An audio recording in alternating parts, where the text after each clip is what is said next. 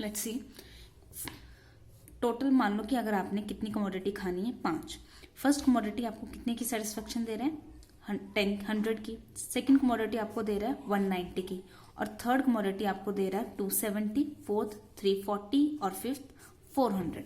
It means अगर आप total 5 commodity खा रहे हो और हर कमोडिटी आपको क्या कर दे रही, सेटिस्फेक्शन, कुछ ना कुछ सेटिस्फेक्शन दे रही, तो आपकी टोटल सेटिस्फेक्शन क्या हो रही है, इंक्रीज हो रही है।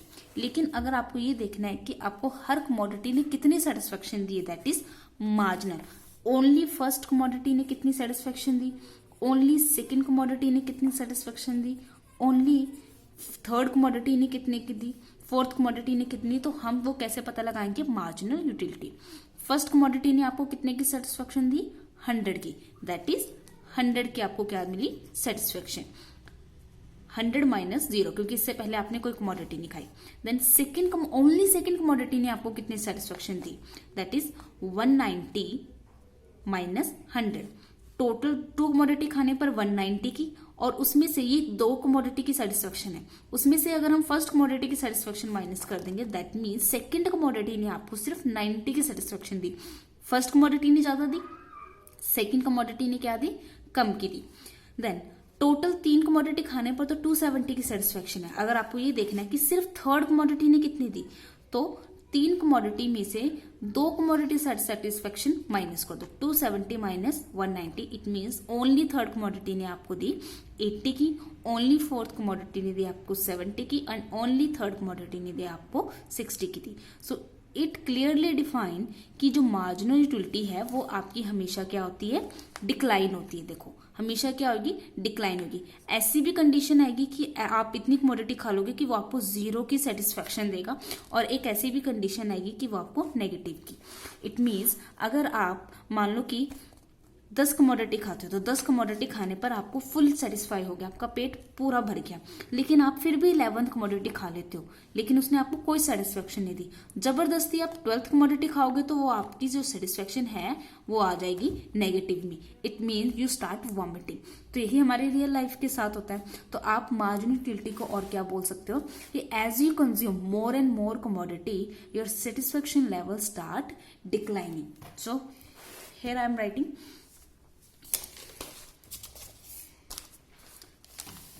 marginal utility. What is marginal utility? As you consume more and more commodity continuously, it should be continuous consumption, not that ki one commodity consume you in the morning and then second commodity you consume after a 1 hour. It should be in a continuous way. So as you consume more and more commodity continuously, your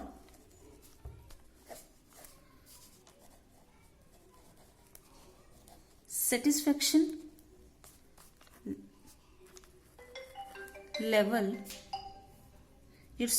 level start declining,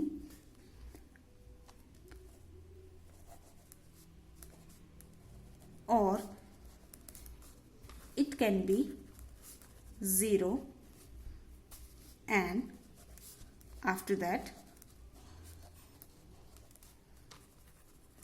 negative. It is called marginal utility. So this is the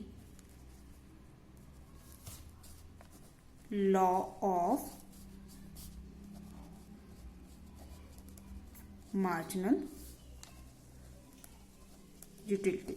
So क्या है law marginal utility का, कि ये हमेशा क्या होगा, declining. सो क्या है लॉ क्या है इसका,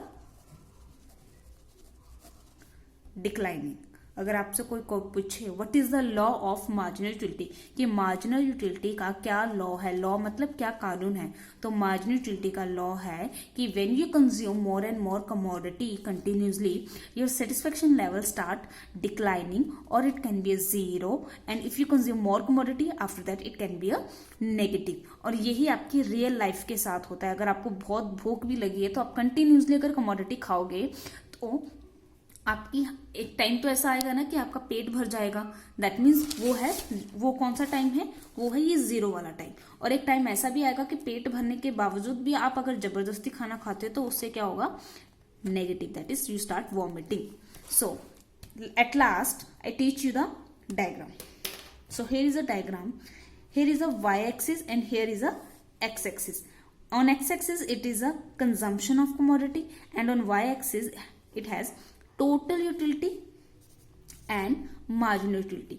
When you consume one commodity, second commodity, third commodity, your total utility to increase but your marginal utility is declining.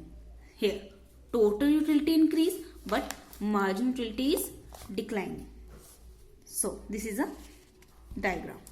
So hope you understand, and the next lecture I will deliver as soon as I possible. Thanks.